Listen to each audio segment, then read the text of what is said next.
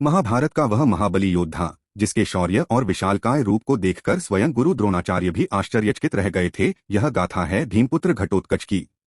जब पांडव अज्ञातवास के दौरान वन वन भटक रहे थे, तब उनका सामना राक्षस कन्या हिडिंबा से हुआ। भीम और हिडिंबा के मिलन से एक अद्भुत बालक का जन्म हुआ। वह साधारण शिशु नहीं था, जन्म लेते ही उसका शरीर विशाल और तेजस्वी योद्धा जैसा हो गया। उसका नाम रखा गया घटोत्कच। माता हिडिंबा ने उसे माया विद्या का ज्ञान दिया। घटोत्कच पलक झपकते ही अंतर्ध्यान हो सकते थे, आकाश में उड़ सकते थे, जल पर चल सकते थे और शत्रुओं पर अग्निवर्षा कर सकते थे। यद्यपि वे राक्षस कुल में जन्मे थे, पर उनके संस्कार पांडवों जैसे धर्मनिष्ठ और वीर थे। श्री कृष्ण भी उन्हें अत्यंत प्रिय मानते थे। जब कुरुक्षेत्र का युद्ध अपने चरम पर था और 14वें दिन का सूर्य अस्त हो चुका था, तब घटोत्कच ने रणभूमि में अपना विकराल काल रूप धारण किया। उनकी माया और पराक्रम से कौरव सेना में हाहाकार मच गया। वे आकाश से मृत्यु बनकर बरस रहे थे। उनके प्रचंड आक्रमण से कौरव सेना तिनके तिनके की भांति बिखरने लगी।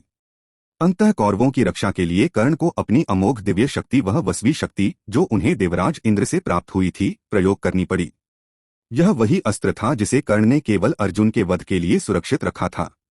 किंतु घटोत्कच के अदम्य वेग और विनाशकारी प्रभाव को देखकर कर्ण विवश हो गए और उन्होंने वह दिव्यास्त्र चला दिया। वह शक्ति घटोत्कच के हृदय को भेद गई, परंतु मृत्यु के क्षणों में भी उन्होंने अद्वितीय वीरता और त्याग का परिचय दिया। उन्होंने अपने शरीर को इतना विशाल कर लिया कि जब वे धरती पर गिरे तो उनके नीचे कौरवों की विशाल सेना दबकर नष्ट हो गई।